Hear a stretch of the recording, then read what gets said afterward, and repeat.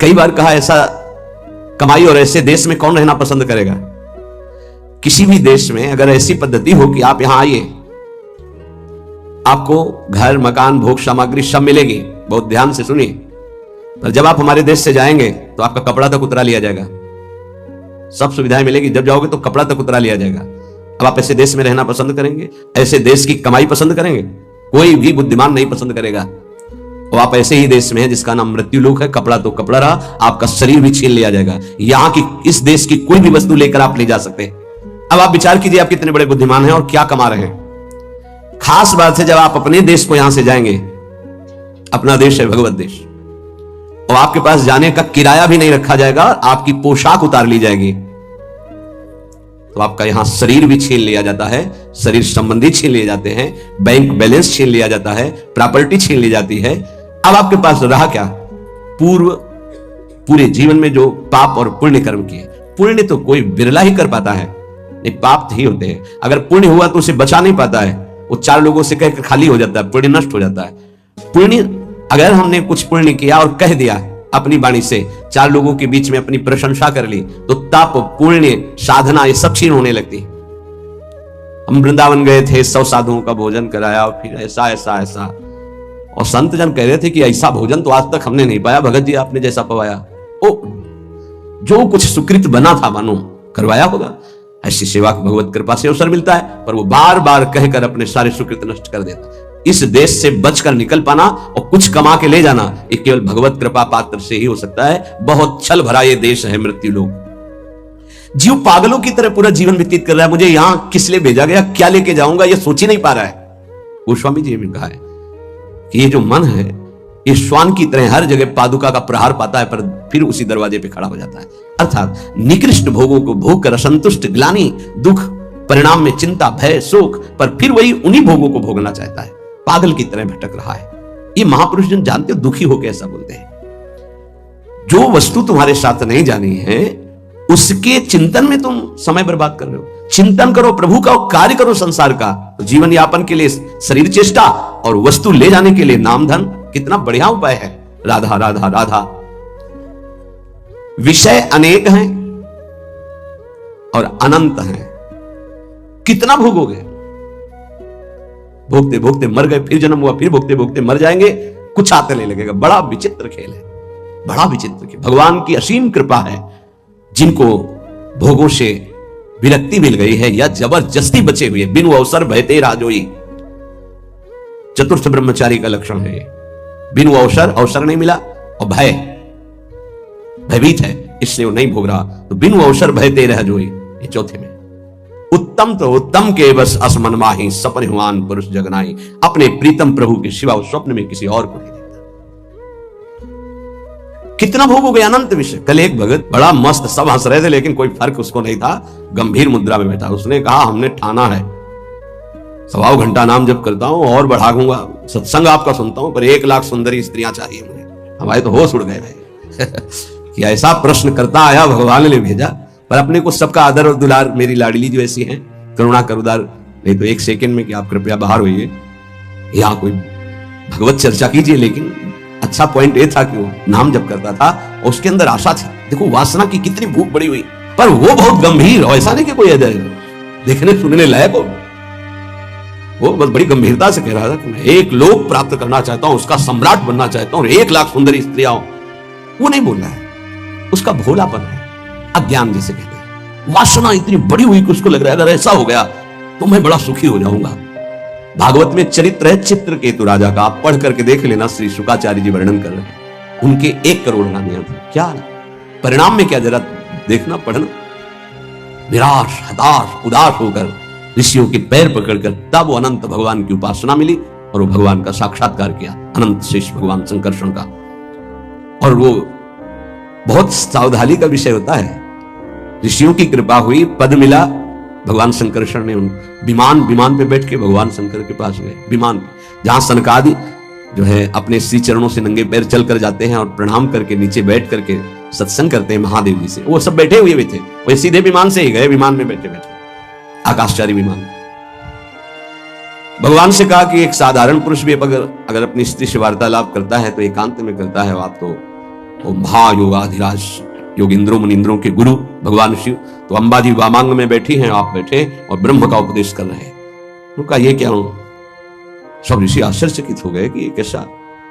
अंबा जी ने कहा, अच्छा तुम्हें वरदान मिल गया है, विमान मिल गया है, तो तुम जगत गुरु भगवान शिव को उपदेश करने आए हो, जब आसुरी प्रवृत्ति तुम्हारी बढ़ रही है तो इसका शासन करने के लिए तुम्हें दंड विधान चाहिए। प्रभु तो करुणामय है, वो कुछ बोलेंगे नहीं, इसलिए हम तुम्हें शाप देते, जाओ असुर भाव को प्राप्त हो जाओ।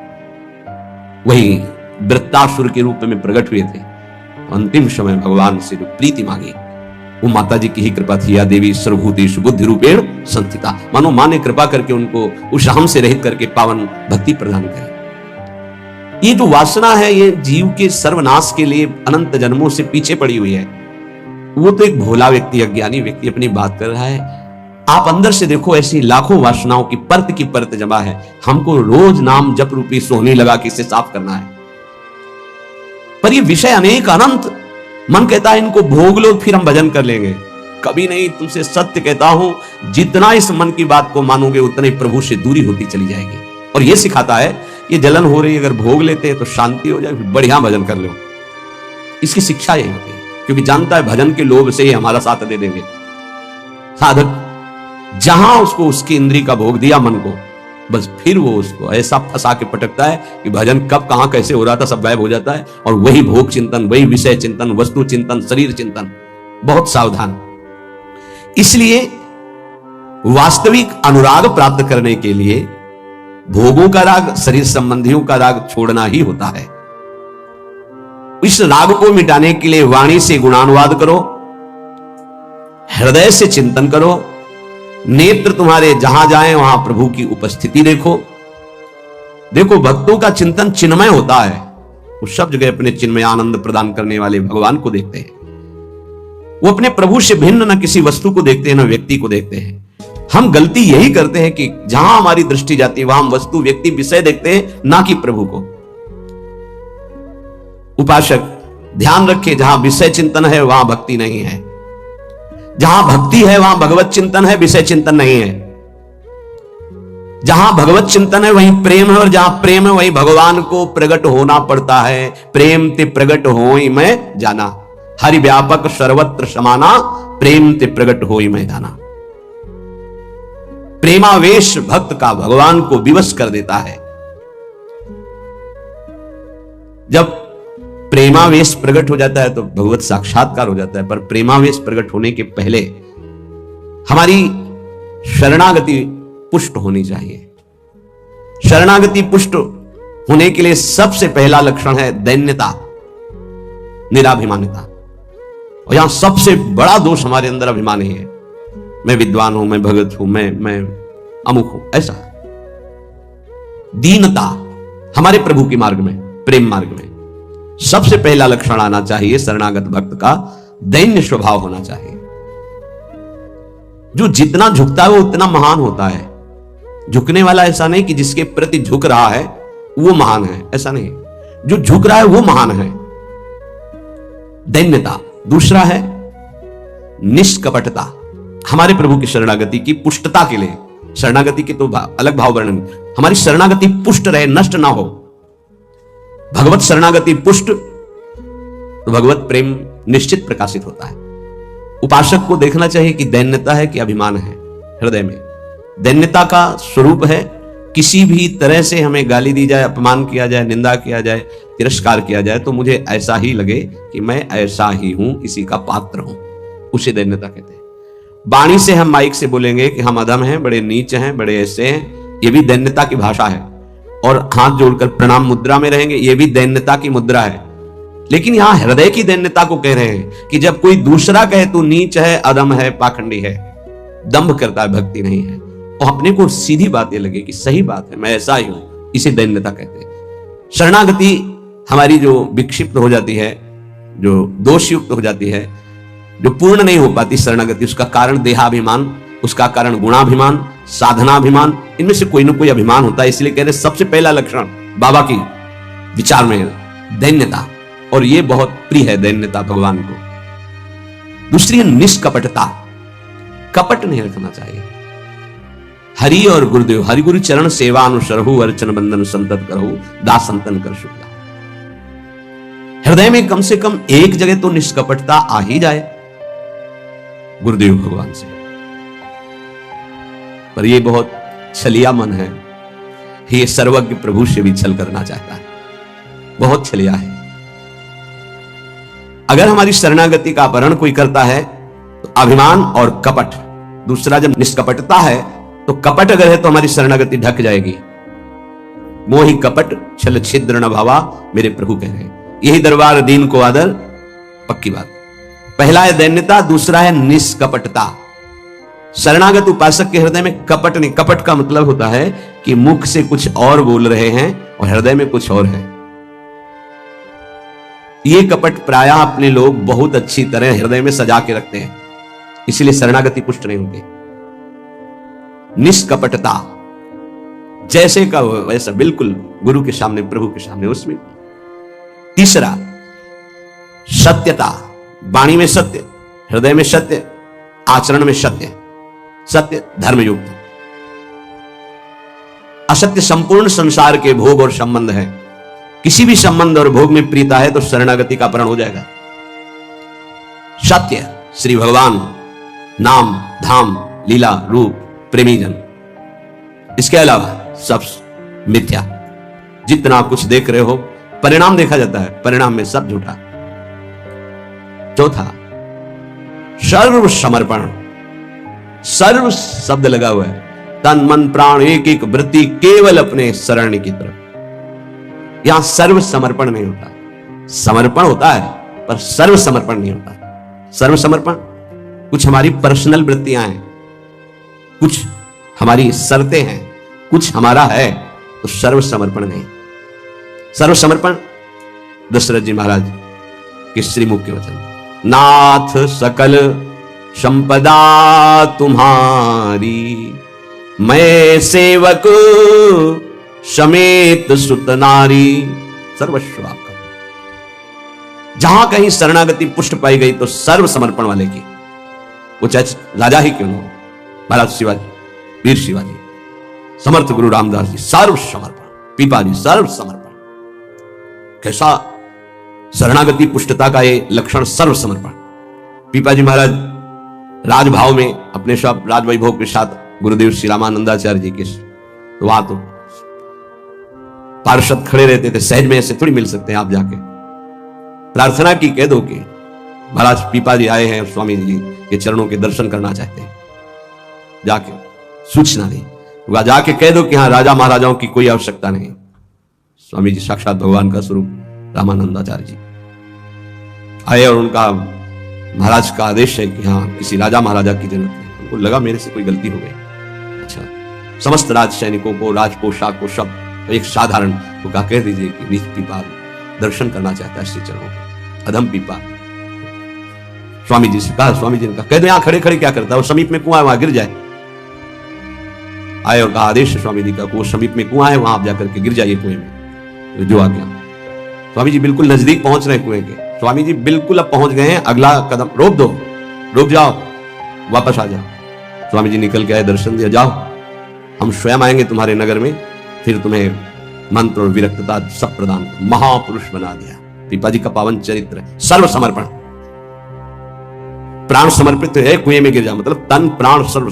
पहले में राज धन वैभव, बड़ा शरणागति का महामहिम स्वरूप है।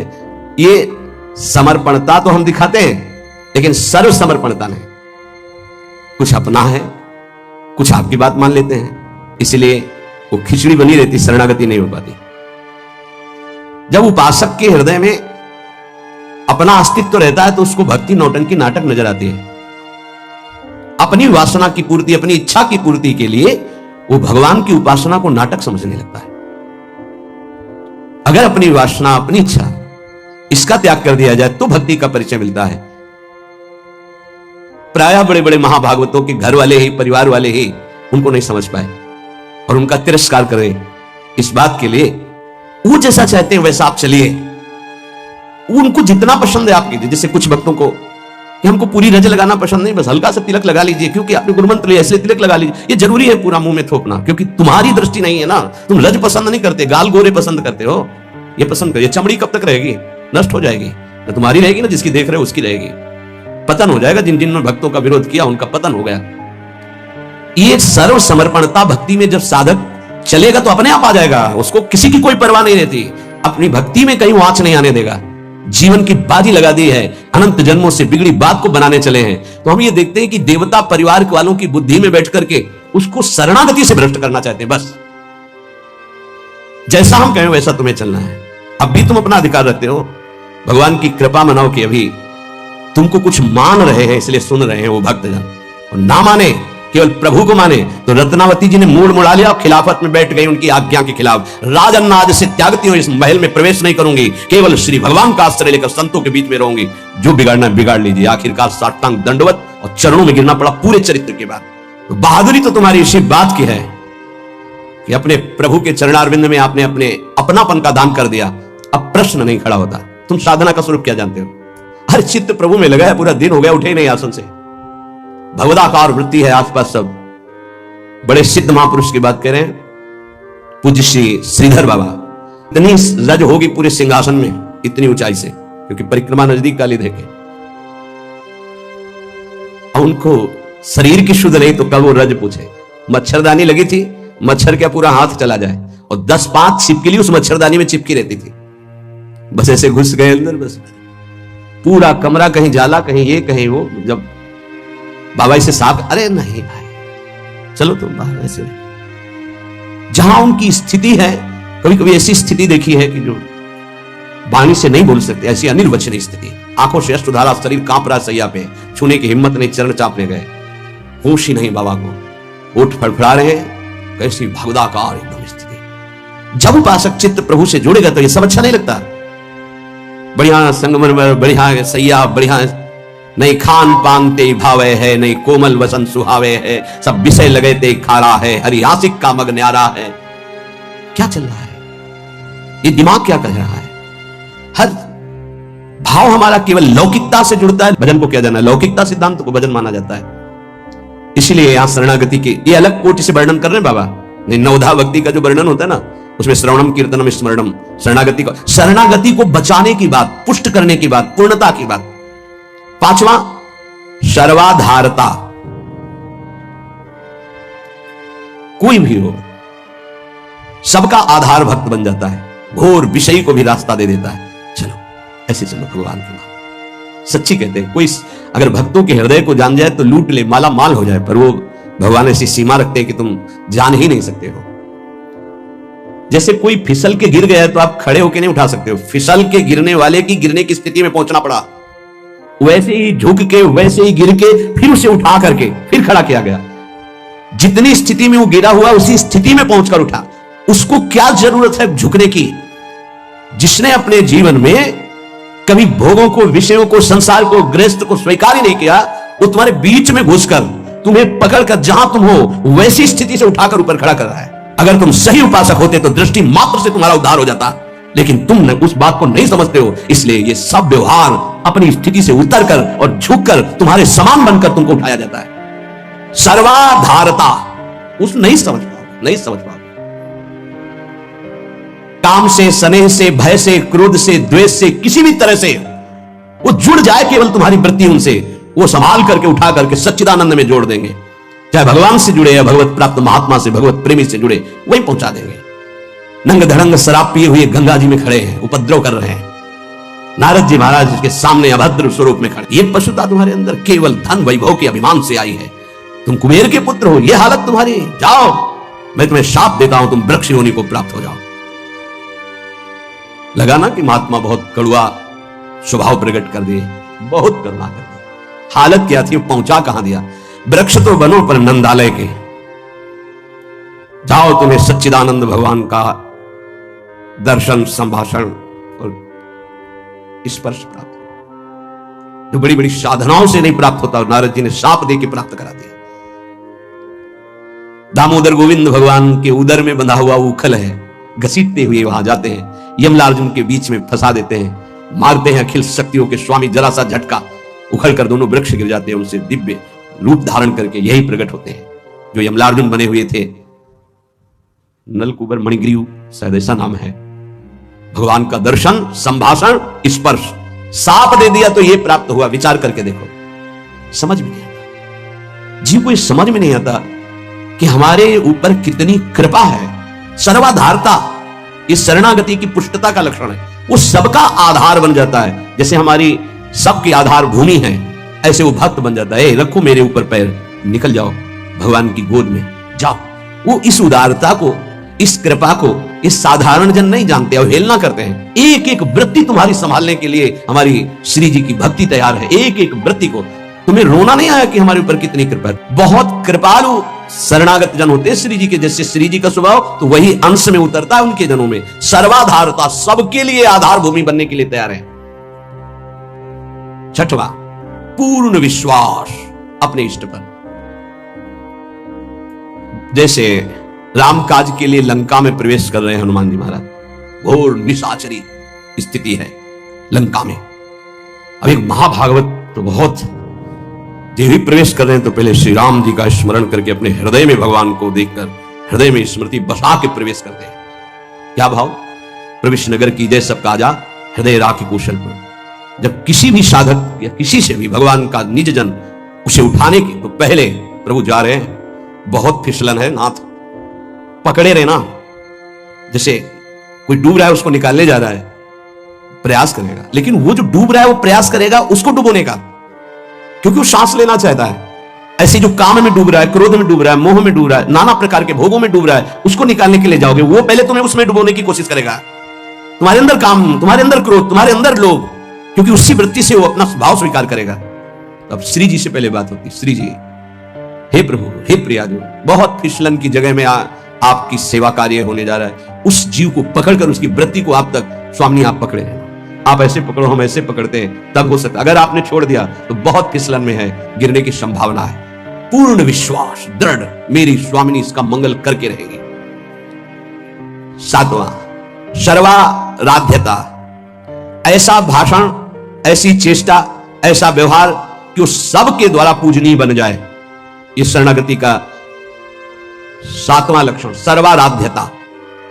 उपासक का ऐसा स्वभाव, ऐसा व्यवहार, मृदुता कि सब उसकी आज्ञा का पालन करने लगे। ऐसी इस शरणागति की पूर्णता का स्वरूप सर्वाराध्यता। हंसी बोले बहुमान है। सर्वाराध्यता ये उनका गुण होता है। नहीं कोई बात नहीं, शांत हो जाइए आप, कोई बहुत सावधान। शरणागति कोई खिलवाड़ नहीं, और शरणागति हो गई तो सब पूर्ण हो गया। अखिल लोक चूड़ामणि भगवान शरणागत के अधीन हो जाते हैं। अहम भक्त पराधीन हो। आठवां है अनन्यता। अपने इष्ट की, कल एक उपासक की परीक्षा का समय आता है, छमाही सालाना चर्चा हो। उसका शब्द था कि शरीर छोड़ना मेरे लिए सहज है, लेकिन उपासना के विषय में एक भी शब्द में किसी से भी, चाहे वो रिश्ता हो, संबंध हो, स्वीकार नहीं कर सकते। बहुत देखा, बहुत सुना, बहुत सब। अब उपासना के विषय में अगर मेरी उपासना में कोई बाधा पड़ेगी तो मैं सब कुछ छोड़ सकता हूं।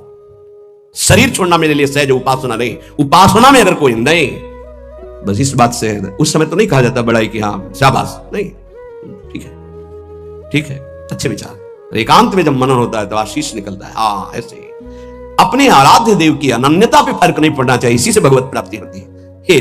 4 दिन के पति पुत्र परिवार के संबंध हैं, अनंत काल का संबंधी मेरा उससे मिलने का अवसर आया है। अब ये सब माने हुए नहीं, जो है उनके लिए है। प्रभु मेरे प्रीतम, मेरे पति, मेरे प्राणनाथ, मेरे जीवन, ये माने हुए हैं। 30 वर्ष पहले तुम जानते भी नहीं थे कि कौन है जिनको तुम पति पुत्र परिवार प्रीतम क्या क्या भाव, और 30 वर्ष बहुत प्लस और जोड़ लीजिए, इसके बाद खाक में मिल जाएगा तुम्हारा तन और उनका भी तन। ना वो संबंध रहेगा, ना वो परिचय रहेगा। संबंध भी नहीं रहेगा, परिचय भी नहीं रहेगा। तो परिचय जिससे बनाने आए हैं, ये जन्म केवल उनके लिए। ऐसा नहीं है कि कोई भक्ति में चले तो रसगुल्ला और रबड़ी यही खाते भक्ति होती, वो एक अलग भक्ति होती है। जैसे आपकी साधना बढ़ेगी तो आपके साथ विरोध शुरू होगा, और अगर विरोध में वही स्थिति रही, एक रस अनन्यता, तो आपकी सिद्धि नहीं। तो क्या बिगाड़ा था देवर विक्रम का? पूरे जीवन भर वो विरोध। क्या बिगाड़ा था नरसिंह मेहता जी ने अपनी भाभी का? जीवन भर भारी विरोध। क्या बिगाड़ा था विभीषण जी ने रावण का? भला ही तो कर सभा में लात मार के भगा दिया। क्या बिगाड़ा था विदुर जी ने धृतराष्ट्र और दुर्योधन का? गांव के बाहर एक अकिंचन की तरह कुटिया बना के नहीं पाना दे। ये बहुत सूक्ष्म विषय। अपने इष्ट की अनन्यता में कोई फर्क जीवन में नहीं आना चाहिए, चाहे जैसी परिस्थिति आ जाए। इष्ट और गुरु संबंध में कोई फर्क नहीं पड़ना चाहिए। बहुत संबंध देखे, हर संबंध का निर्वाह उतना ही करेंगे जितना इष्ट और गुरु के संबंध में बाधा नहीं पड़ेगी। इष्ट और गुरु के संबंध में बाधा पड़ जाए से हर संबंध में आग लग जाए। जाके प्रिय न राम वैदेही तजिए ताहि कोटि वैरिशम जद्यप परम स्नेही। अगर अपने को समझता है कि मेरे द्वारा भरण पोषण होता है, जाग से तेरा पानी भी नहीं पिएंगे, देखते हैं शरीर चलता है नहीं। निकल करके हम चौराहे पे बैठ जाते, देखते हैं वो विश्वंभर मुझे रखता है कि नहीं। वो अनंत ब्रह्मांडों का सृजन करने वाला एक क्षण में सब कुछ ठीक कर देगा। क्या चरित्र भक्तों के ऐसे ही मनोरंजन के लिए नहीं पड़े जाते? ये आदर्श है। महाजनों गतेन सपन था। रत्नावती जी के लिए मारने के लिए क्या उपाय नहीं किया माधव सिंह ने। मैं राजा हूं, मेरी ये रानी, और ऐसा उदंडता मूल मुड़ा के संतों के बीच में बैठना। सीम की चाक सखे को तासु बड़ रखवार रमापति जासु।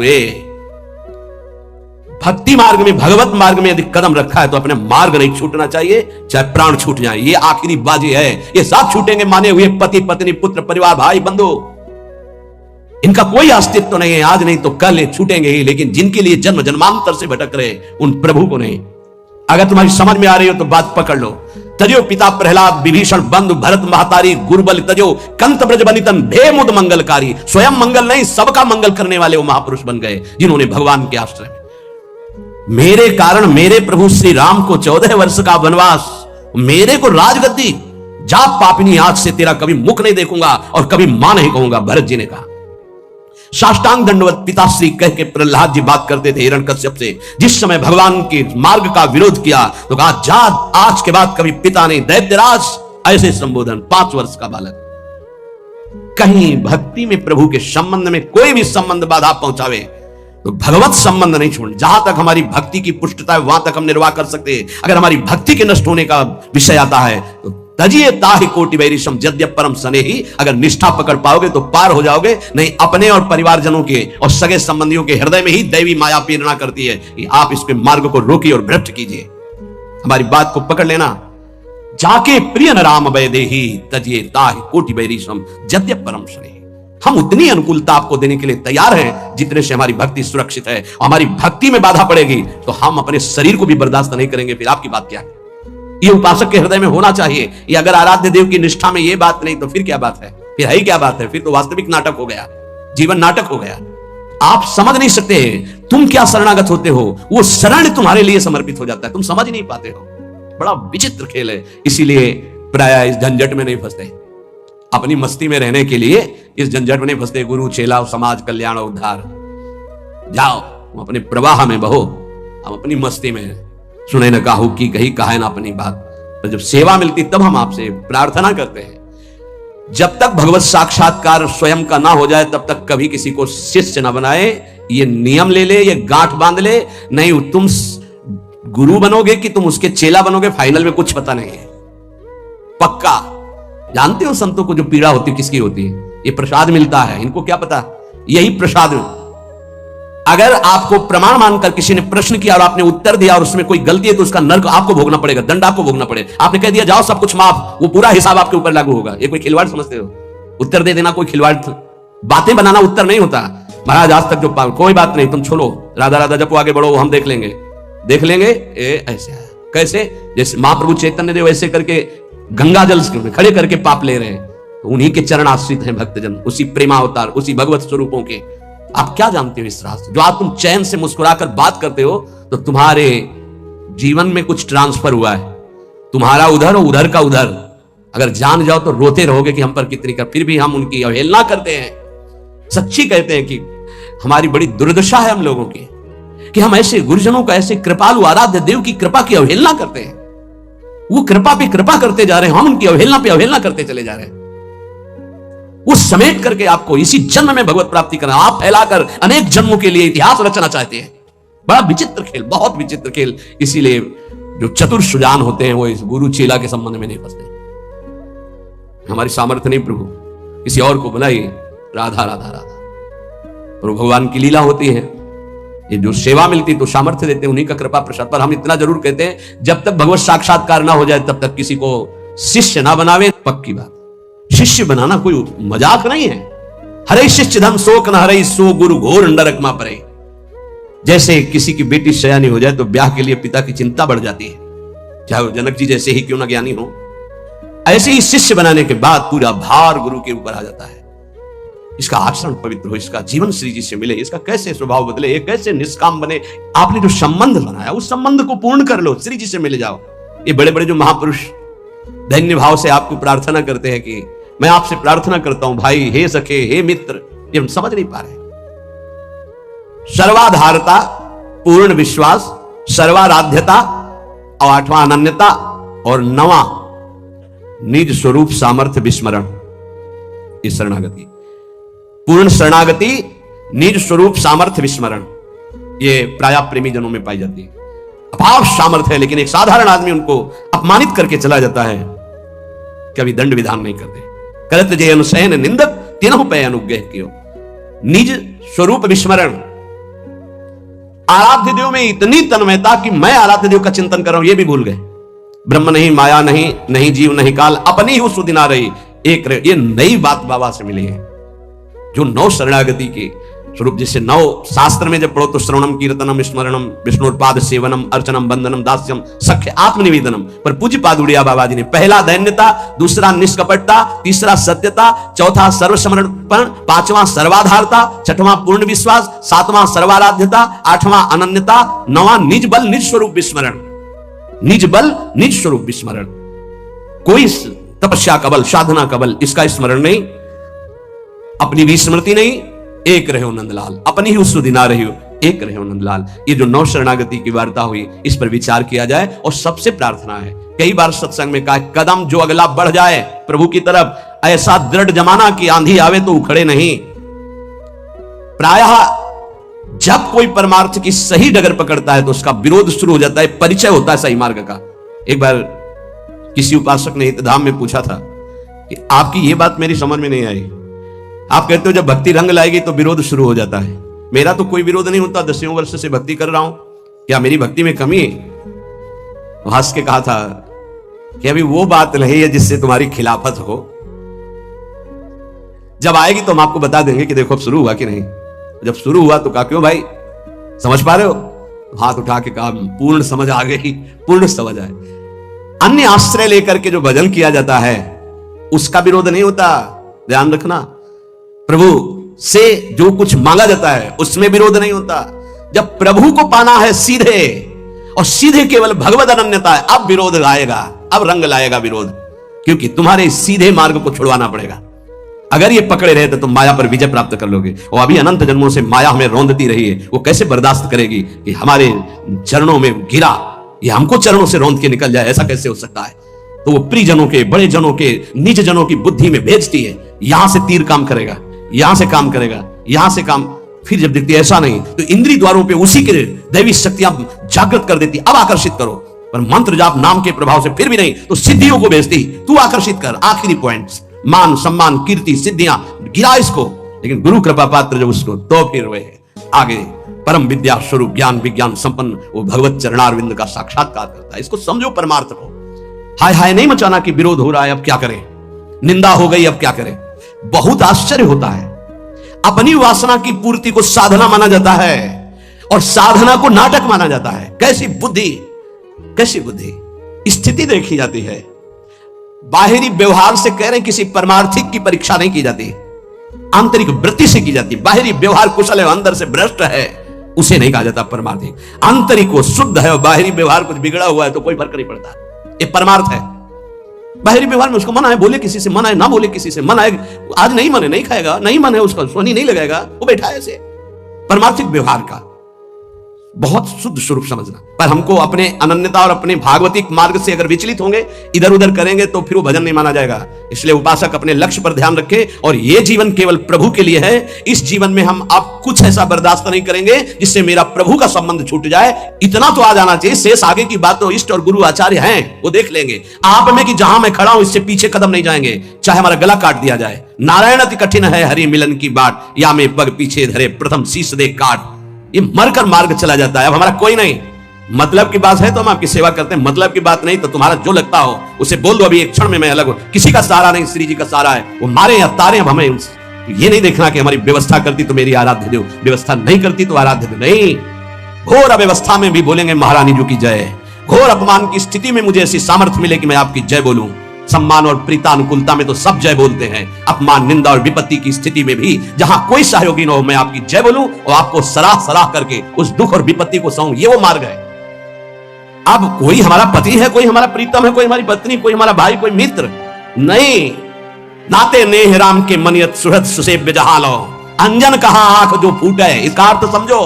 वो संबंध क्या जो हमारी भक्ति को नष्ट कर दे। अंजन कहा आंख जो फूटे, बहुत कहो कहा लो। इसलिए उपासक, ये जीवन की बाजी अनंत जन्मों से हारते चले आओ, इस बार जीतने का नंबर आया है।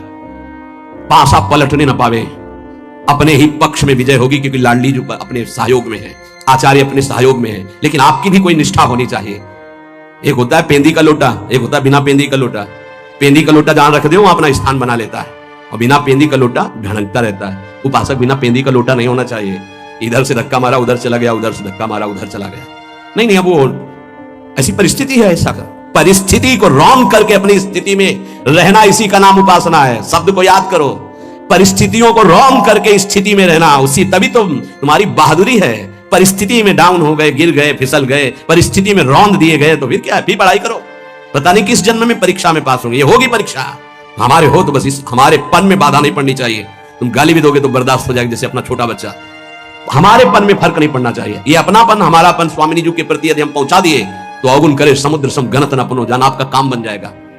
ऐसा ना सोचो कि उपासना में परीक्षा नहीं आएगी। वासना की, शरीर संबंधियों की, ये सब परीक्षाएं आएंगी। बार बार स्त्री, बार बार पुरुष बनते हुए भटक रहा हूं, कौन रोक पा रहा है? आज अवसर मिला है आचार्य और गुरुदेव की कृपा से इस चक्र का भेदन करने का। आप इस चक्र के भेदन की सामर्थ्य तुम में हो तो बात करो, अन्यथा राधा राधा जपो। तुम्हारा जो कर्तव्य है वो हमारे साथ करो, नहीं तो जाओ। हम भरोसे श्री जी के, भरोसे दृढ़ इन चरणन के रो। निष्ठा है तो ये नौटंकी नाटक माया की तुम्हें परास्त नहीं कर पाएगी। अगर निष्ठा नहीं है तो फिर ये नौटंकी नाटक हो जाएगा। दोनों को देख लो। अगर निष्ठावान है तो भक्ति रंग ले आएगी। जितने भक्त चरित्र पढ़ते हो, क्यों पढ़ते हो?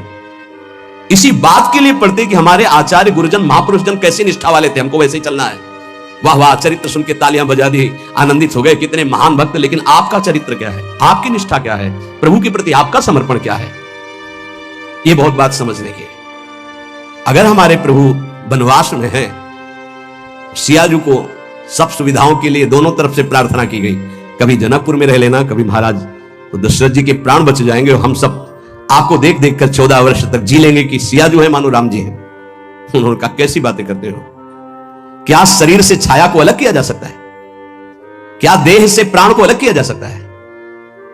ऐसे राम से सिया अलग नहीं सकता। ऐसी हमारी भक्ति होनी चाहिए।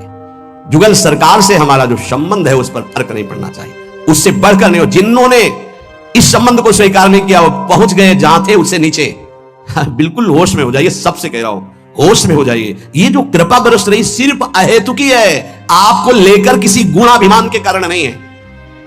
आपको लगता हो कि हम कुछ हैं इसलिए श्री जी हमें प्यार करती हैं, कुछ नहीं हो। तुम माइनस पे हो, प्लस जीरो में नहीं आएंगे, माइनस आओगे, प्लस में नहीं आ सकते। आप ही नहीं, हम सब। अगर कुछ है तो उनकी कृपा से है।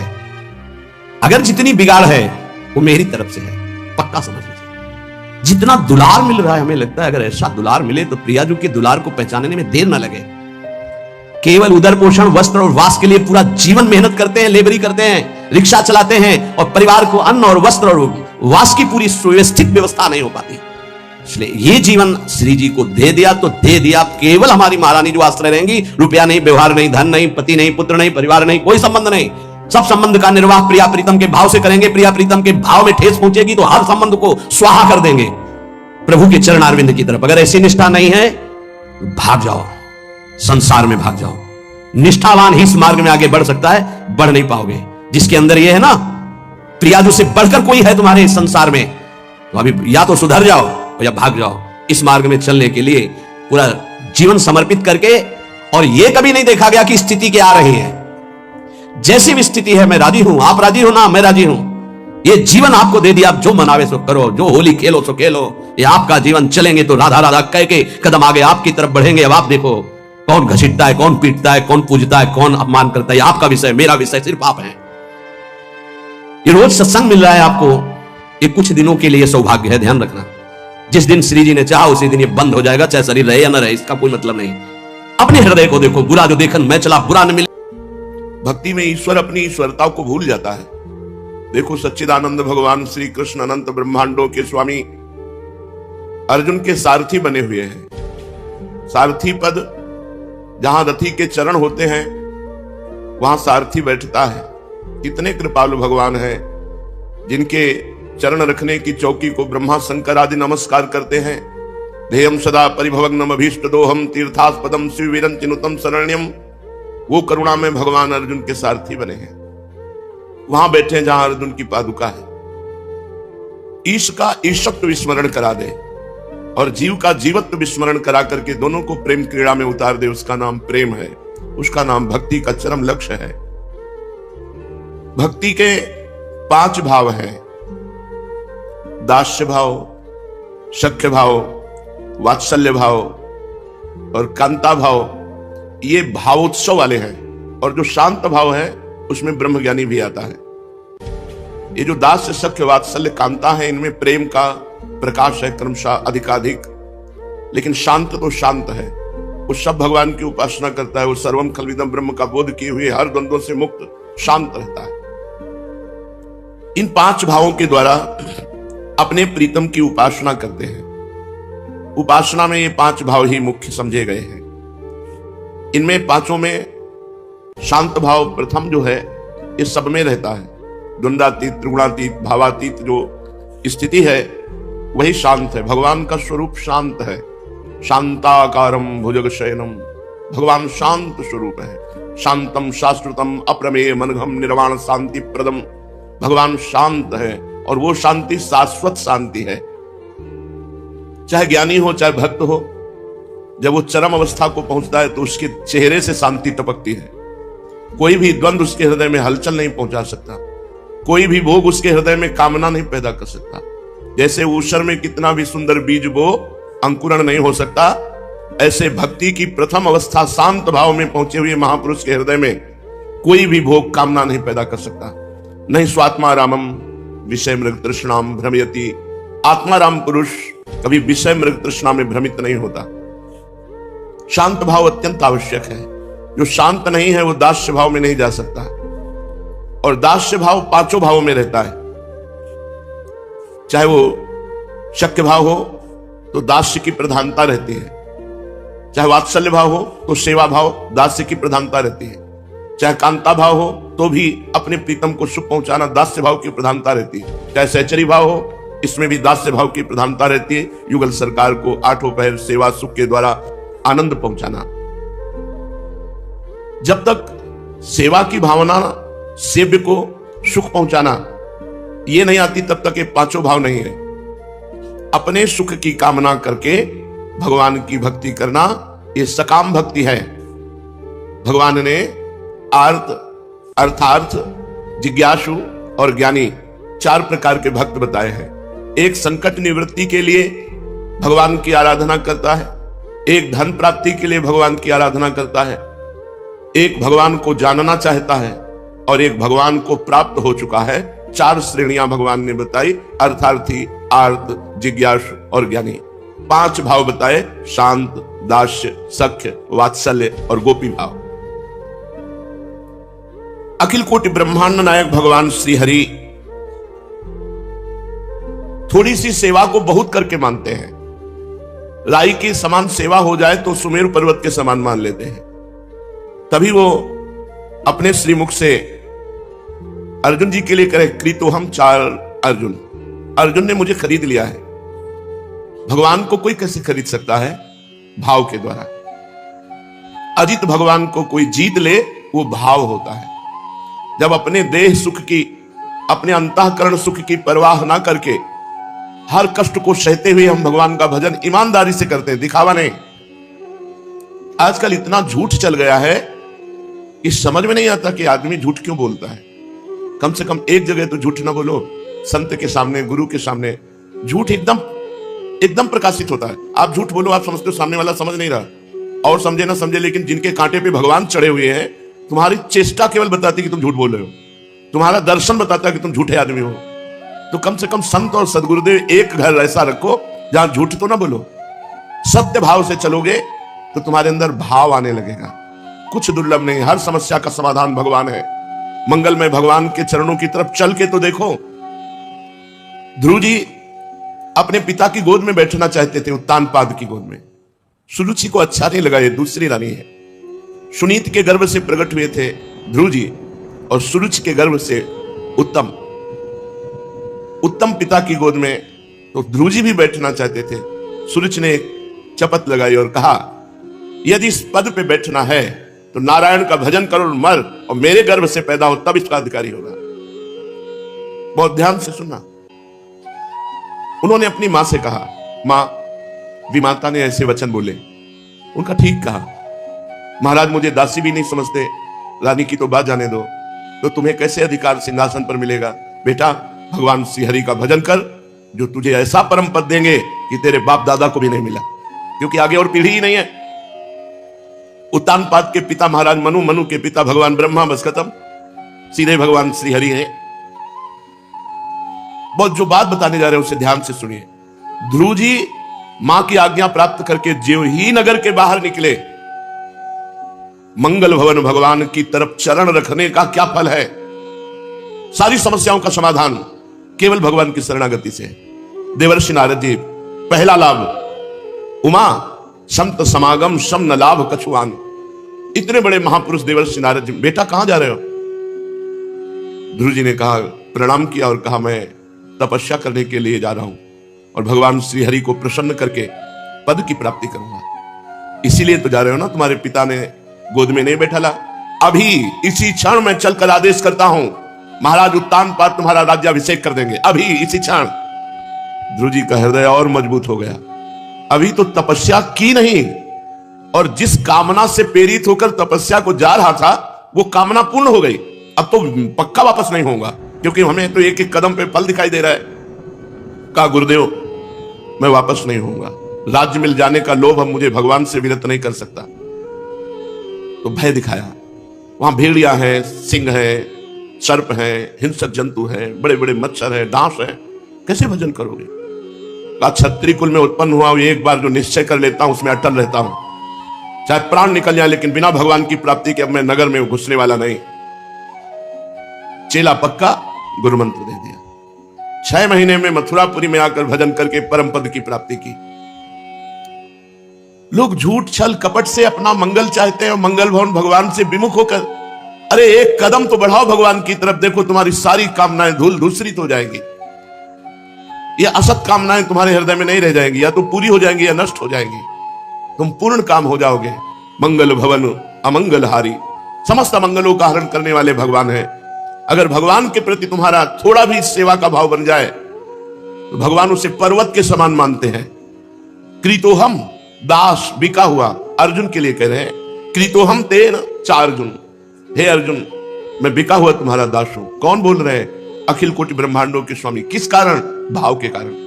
अर्जुन सखा भाव रखते हैं भगवान से और अपार प्रेम करते हैं। रोम रोम में श्री कृष्ण अर्जुन के बसे हुए हैं।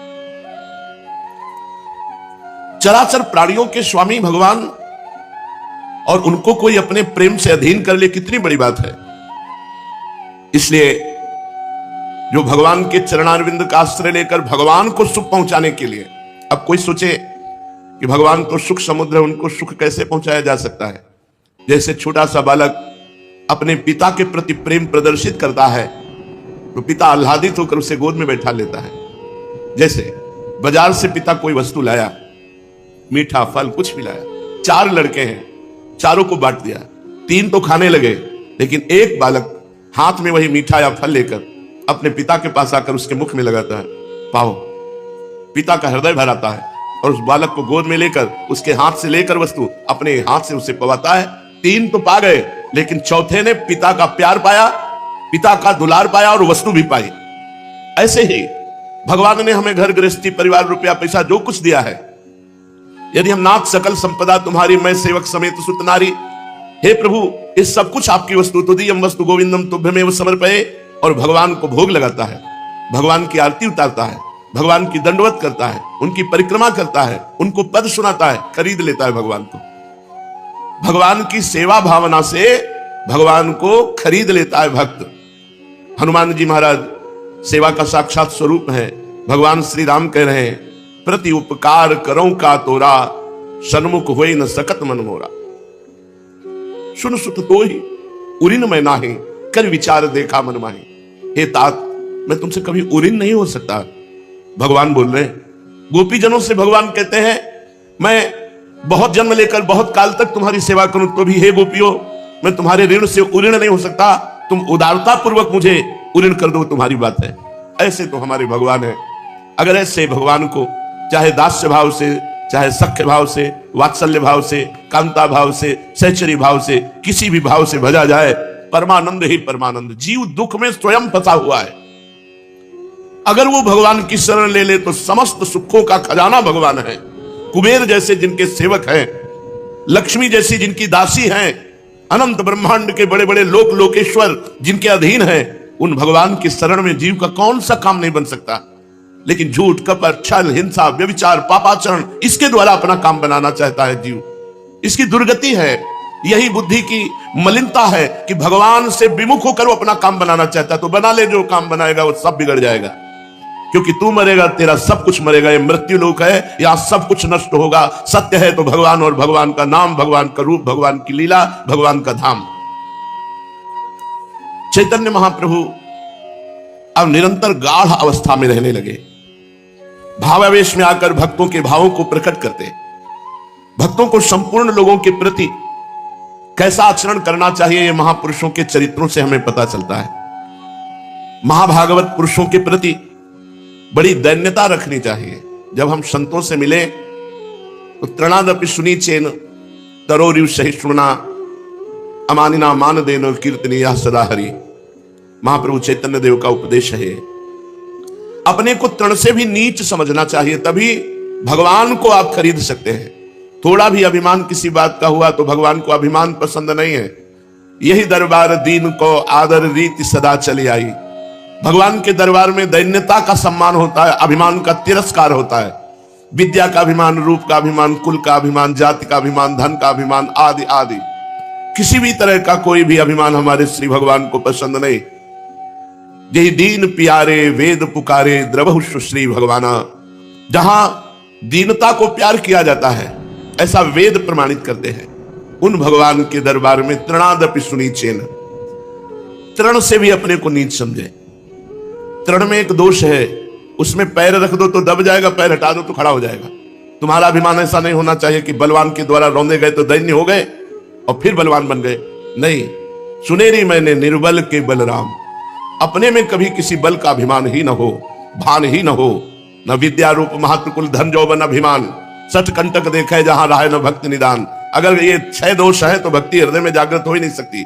विद्या का, रूप का, कुल का, जाति का, धन का, नाना प्रकार के जो अहम वृत्ति है, ये भगवान की भक्ति से विमुख कर देती है। महाप्रभु चैतन्य देव भक्तों के प्रति कैसी दीनता, कैसी नम्रता होनी चाहिए, इसकी शिक्षा देने के निमित्त वे स्वयं आचरण करके लोगों को दिखाने लगे। क्योंकि वे तो भक्ति भाव के प्रदर्शक भक्त शिरोमणि ही ठहरे।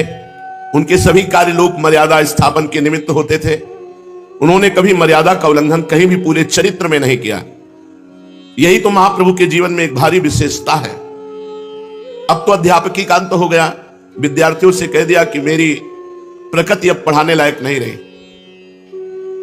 अब बाह्य शास्त्र पढ़ना तथा पढ़ाना दोनों ही छूट गए। अब ना वो पहला सा चांचल्य है और न शास्त्रार्थ का वाद विवाद।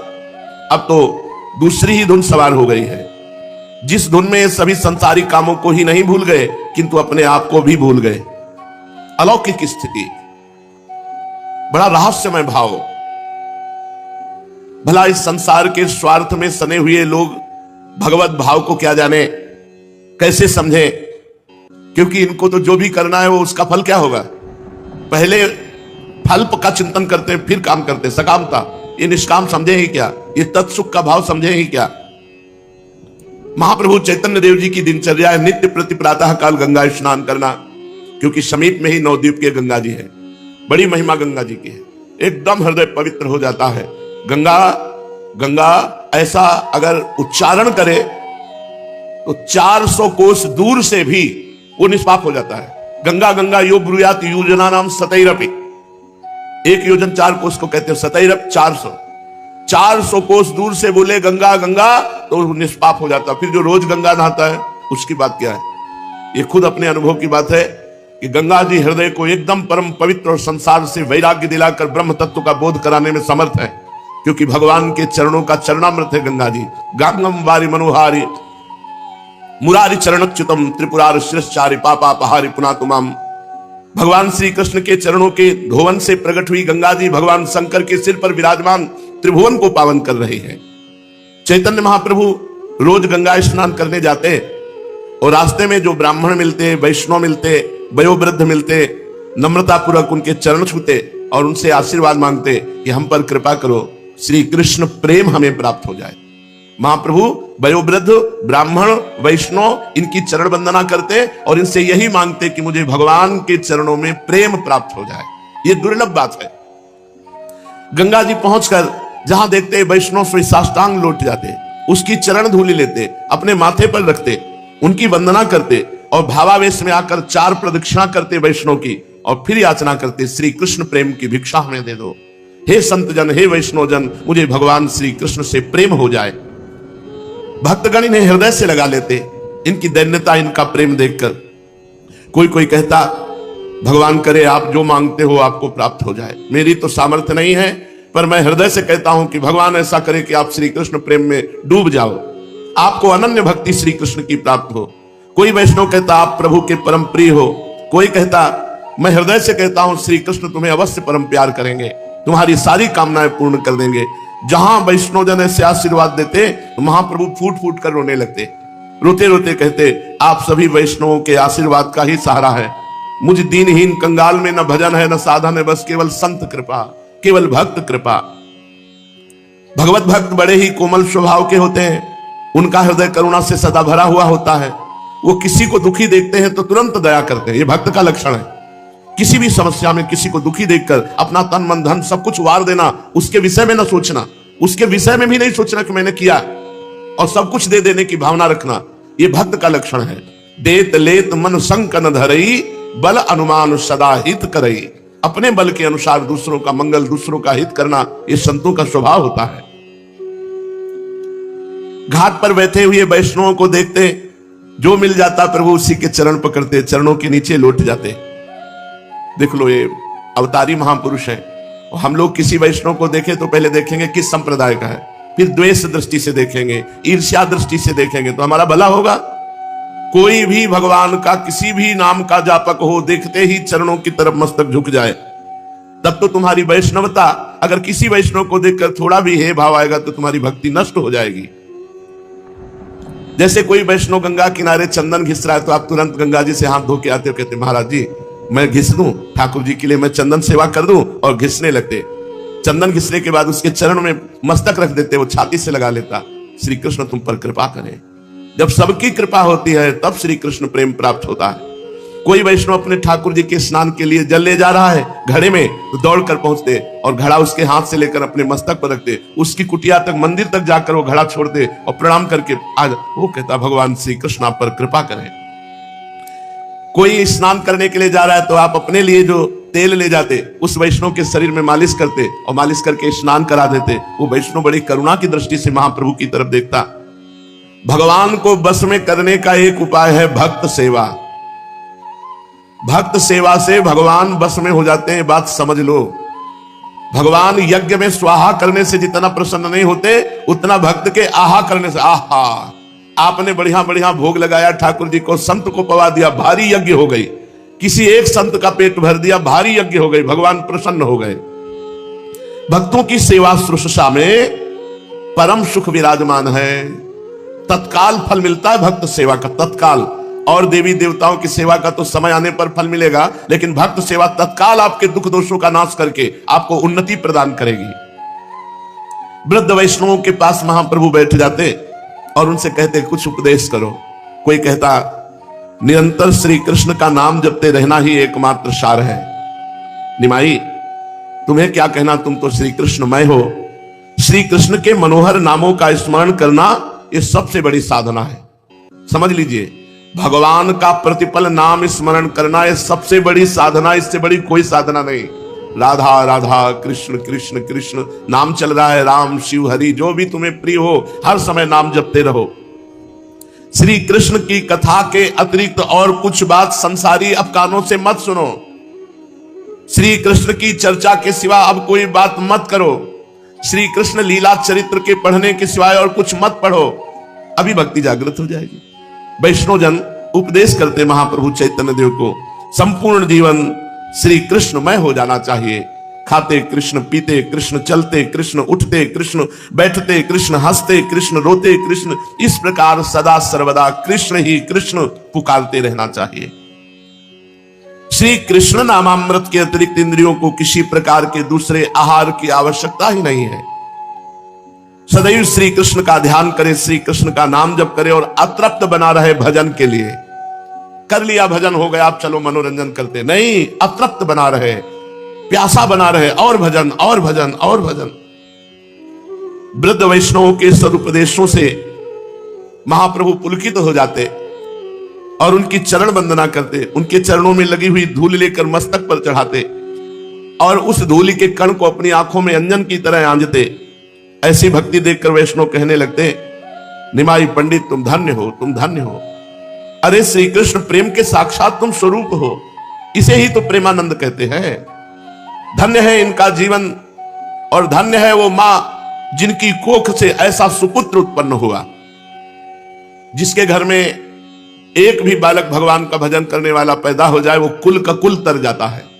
नाम प्रसंग कहे तो उपदेश, जहां या धर्म धन्य सो देश, धन्य सुकुल जेहि जन्म भयो, धन्य सुतात धन्य सो माए, संतत सकल सुनो चित लाए। वो धन्य है माता पिता गांव नगर देश जिसमें भगवान का परम प्रेमी महाभागवत प्रकट हो जाए। वैष्णवगण ऐसा चैतन्य महाप्रभु की प्रशंसा करते। इधर महाप्रभु की ऐसी विचित्र दशा देखकर मां है ना, अब बड़ा पुत्र तो सन्यासी हो गया, आज तक वापस नहीं आया, तो सची माता को बड़ा दुख हुआ कि अब एक यही निमाई बचे थे, वो भी भगवत भक्ति में बड़ी दुखी हो गई। ममता का स्वरूप ही अलग होता है। वो दीन होकर भगवान से प्रार्थना करने लगी, प्रभु इस विधवा के एकमात्र आश्रय को आप अपनी कृपा का अधिकारी बनाओ।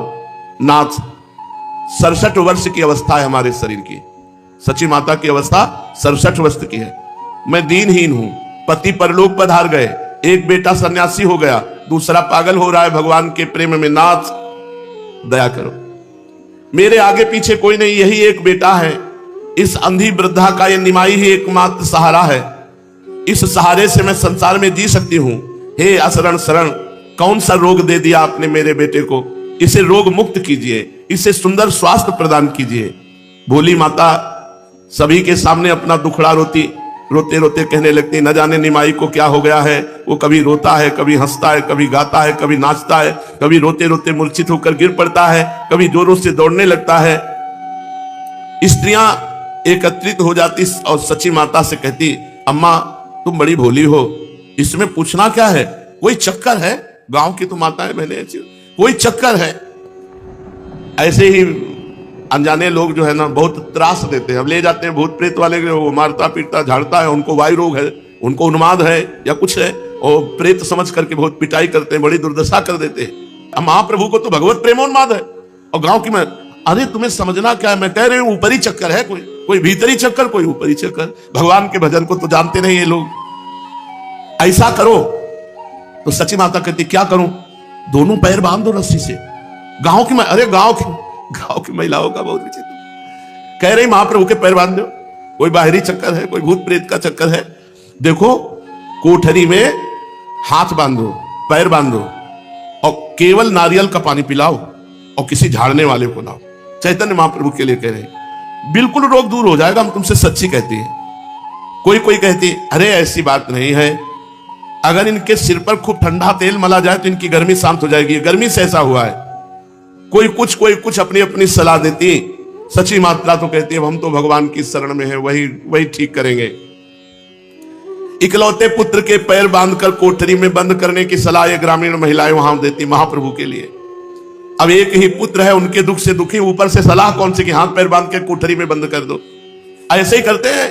उसका पेट दर्द कर रहा है, उसका मस्तक दर्द कर रहा है, उसको मिर्गी आ रही है, उसको भूत प्रेत समझ करके न जाने कौन कौन सी दुर्दशा कर दे। तो कुछ तो गांव के लोग भोले भाले होते हैं, ऐसे फंस जाते हैं। और कुछ के जो होता है वो जैसे मलिन तुम हो और तुम्हारे कर्म का भोग आया है, तो फिर कोई न कोई आपको दंड देने के लिए आपके ऊपर सवार हो सकता है, ऐसा हो सकता है। लेकिन जिसके मुख में नाम है, जो भगवान का नाम जप करता है, उसके जीवन में कभी नहीं, कभी भूत प्रेत नहीं आ सकते। अगर मुख से राम कृष्ण हरि निकल रहा है, कभी भूत प्रेत नहीं आ सकते। वो चैतन्य महाप्रभु को कह रहे कि हाथ पैर बांध करके डाल दो, इनके कोई ऊपरी चक्कर है। सची माता चुप हो गई, किसका कहा माने। पति की ऐसी दशा देखकर विष्णु प्रिया जी तो बाजू पकड़े दरवाजे की खड़ी। क्या हो, अब 9 वधू है, अब इनको कैसे संभाला जाए। ना उनको भोजन अच्छा लगता है, ना पानी अच्छा लगता है। कौन जाने पतिव्रता के हृदय की पीड़ा को। वो सदा चैतन्य महाप्रभु के विषय में सोच रही है, हे भगवान ये क्या हो गया है इनको। सची माता के बहुत आग्रह करने पर विष्णु प्रिया जी 1-2 ग्रास खा लेती हैं, बकाया रात दिन उपवास करके भगवान से प्रार्थना करती हैं। सची माता का दुख दुगना हो गया। एक तो चैतन्य महाप्रभु भावावेश में, दूसरी विष्णु प्रिया जी ने भोजन त्याग दिया, वो एक आध कवल पाती। 67 वर्ष की अवस्था में बूढ़ी माता क्या क्या देखे, वैसे ही शरीर असमर्थ। अब नीलांबर चक्रवर्ती की पुत्री को, मतलब सची माता को, जगन्नाथ मिश्र जैसे पंडित की धर्म पत्नी को, अर्थात सची माता को, विश्वरूप जैसे महापुरुष की माता को ये दुख भोगना। बाप विचार करो, संसारी प्राणी दुख से बचना चाहते हैं, बड़े बड़े अवतारी महापुरुषों के घर में दुख अपना तांडव मचाता है। अरे औरों की तो बात जाने दो, स्वयं भगवान श्री कृष्ण जहां अवतरित हो रहे हो, देवकी वसुदेव घोर क्रूर कर्मियों के पहरे के अंदर कारागार में हथकड़ी बेड़ी जकड़े हुए विराजमान। बड़ा विचित्र, इसीलिए भजन करके मुक्त हो जाओ, संसार दुखालय किसी को नहीं बख्शता। महाप्रभु की अब अवस्था बदलती चली गई। कई कई घंटे बाह्य दशा शून्य, हा कृष्ण हा प्यारे, उन्माद मूर्छा अवस्था, कभी नाच रहे हैं, कभी गा रहे हैं, कभी हंस रहे हैं। अब जितने मुख उतनी बातें होने लगी पूरे नदिया ग्राम में। जिसके मन में जो आता वही कहता। बहुत से कहते ये तो पागलपन है, ये भक्ति नहीं है, ये तो पागल हो गए हैं। कोई कहता सचमुच हाँ ये तो उन्माद है, ये तो पागलपन है। असली बात क्या है ये तो कोई प्रेमी ही जान सकता था, प्रेमी को देख करके। पर महाप्रभु की चेहरे की कांति अधिकाधिक दिव्य होती जा रही थी। उनके दर्शन से हृदय में हिलोरें उठ रही थी, अंतःकरण उमड़ने लगा। ना जाने उनकी आकृति में क्या जादू था, जो देखता वो महाप्रभु का हो जाता, क्योंकि भगवद आवेश है। कोई कोई सब बातों का खंडन करके कहने लगता, अरे कोई पागलपन नहीं, कोई भूत प्रेत नहीं, इनके अंदर तो भगवान की दिव्य भक्ति का प्रभाव है। अरे तो अनेक जन्मों की साधना के बाद ऐसा जागृत होता है। हम पहले बता चुके हैं कि श्रीवास पंडित प्रभु के पूज्य पिताजी के परम स्नेही और सखा थे। उनकी पत्नी मालती देवी से सची माता का सखी भाव था। वे दोनों ही प्रभु को पुत्र की भांति प्रेम करते थे। श्रीवास पंडित को इस बात का हार्दिक दुख बना रहता था कि निमाई पंडित जैसे समझदार और विद्वान पुरुष भगवत भक्ति से उदासीन ही बने हुए हैं। उनके मन में सदा यही बात बनी रहती थी कि निमाई पंडित कहीं अगर वैष्णव बन जाए तो वैष्णव धर्म का बेड़ा पार हो जाए, फिर वैष्णवों की आज की भांति दुर्गति कभी ना हो।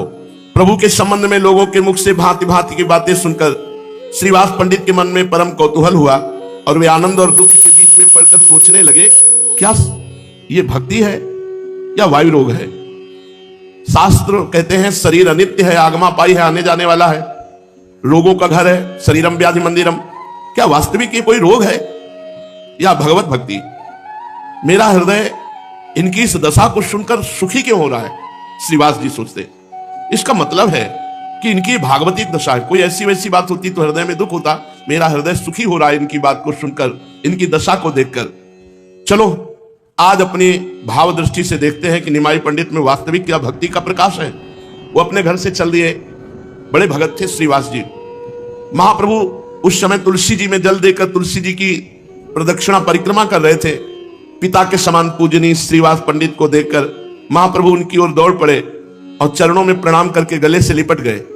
श्रीवास ने जो ही प्रभु के अंगों का स्पर्श किया, चैतन्य महाप्रभु के, बिजली से दौड़ गई। संपूर्ण शरीर में रोमांच होने लगा, आंखों से आंसू टपकने लगा और भाव विभोर हो गए। उन्होंने कहा ये चमत्कार कैसे हो गया। महाप्रभु के स्पर्श मात्र से इतना आनंद बढ़ा कि भाव विभोर होकर वो रोने लगे, फूट फूट कर रोने लगे। गए थे परीक्षा लेने कि वास्तविक क्या भगवत भक्ति का प्रकाश है। श्री सची माता जी वहां आ गई और देखा श्रीवास जी रो रहे, और महाप्रभु श्रीवास को रोता देखकर और रोने लगे।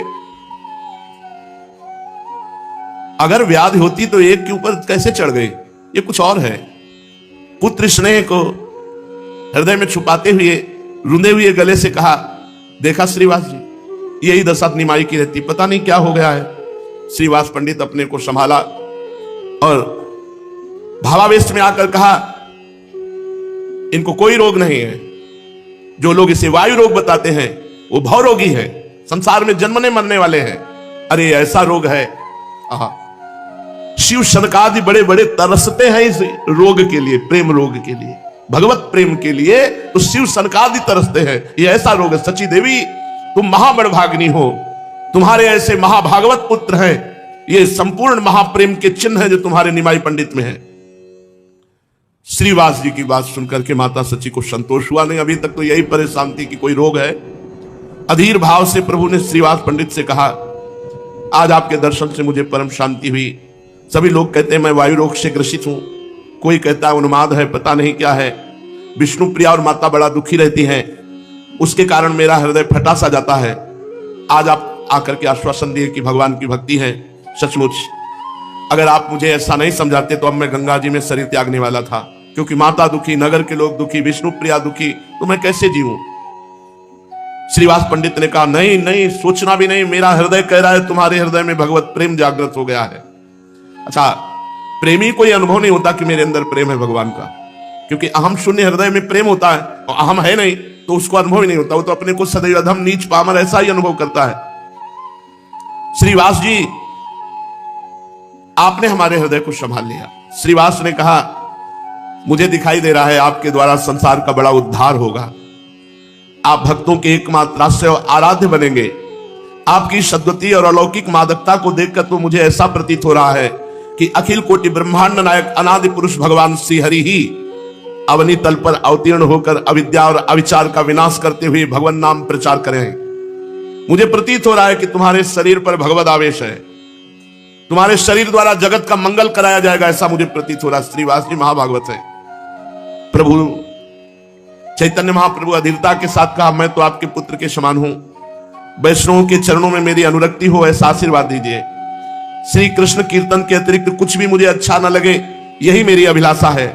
सदा प्रभु प्रेम में विकल होकर मैं रोया करूं, यही मेरी हार्दिक इच्छा है। श्रीवास पंडित ने कहा, ऐसा आशीर्वाद तो आप ही दे सकते हैं, जिससे इस प्रकार का थोड़ा बहुत पागलपन हमारे अंदर भी आ जाए, हम भी आपकी भांति प्रेम में विकल होकर लोक बाह्य बनकर हा कृष्ण पुकारते हुए नाचूं, ऐसे हम पर कृपा करो। इस प्रकार बहुत देर तक इन दोनों ही महापुरुषों में विशुद्ध अंतःकरण की बातें होती रही। अंत में प्रभु की अनुमति लेकर श्रीवास पंडित बड़े आनंद में डूबे हुए घर की ओर चले। भगवान तो प्राणी मात्र के हृदय में विराजमान है, समान रूप से संसार के अणुपरमाणु में व्याप्त है, किंतु पात्र भेद के कारण उनकी उपलब्धि भिन्न भिन्न प्रकार से होती है। भगवान चंद्रमा की किरणें समान रूप से सभी वस्तुओं पर एक सी ही पड़ती हैं, पत्थर, मिट्टी, घड़ा, वस्त्र पर भी वे किरणें पड़ती हैं। शीशा तथा चंद्र कांता मणि पर भी उनकी किरणों का प्रभाव पड़ता है। मिट्टी और पत्थर में चंद्रमा का प्रभाव प्रकट नहीं होता, वहां घोर तमोगुण के कारण अव्यक्त रूप से ही बना रहता है, किंतु स्वच्छ और निर्मल चंद्र कांता मणि पर तनिक सी किरण पड़ते ही विचित्र दशा हो जाती है। उन लोक सुखकारी भगवान चंद्रमा की कृपा पाते ही हृदय पिघलने लगता है और वह चंद्र कांता मणि द्रवित होकर बहने लगती है। इस कारण चंद्रदेव उसके प्रति अधिकाधिक स्नेह करने लगते हैं। इसी कारण उसका नाम चंद्रकांत मणि पड़ गया। उसका चंद्रमा के साथ नित्य का शाश्वत संबंध हो गया। इसी प्रकार भगवान सबके हृदय में है, पर भगवान की कृपा की किरण सबके ऊपर पड़ती है, पर जो जैसे मिट्टी पत्थर के ऊपर चंद्रमा की किरणें पड़ने पर कोई प्रभाव नहीं होता, चंद्रकांता मणि पिघल जाती है, ऐसे सबके हृदय में भगवान है, सबके ऊपर कृपा है, पर जो भजन करता है वो विशेष